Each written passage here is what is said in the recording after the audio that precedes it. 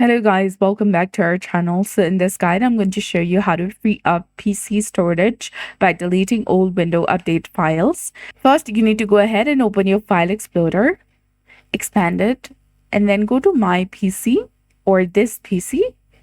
Then navigate to your local disk or C drive.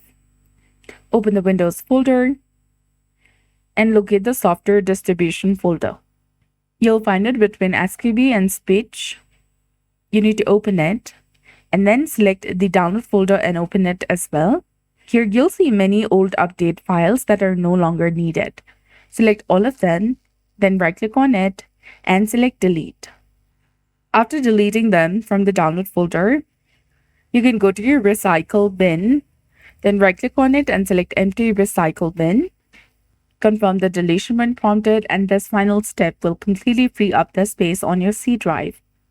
Another thing you can do is you can open your run command, type in prefetch, also give administrative privileges, select all, then select delete.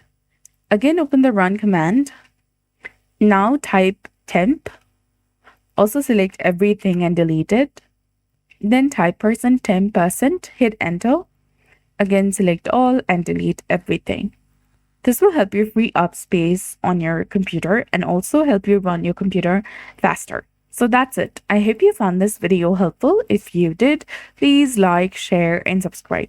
Thanks for watching. We'll see you again in the next one.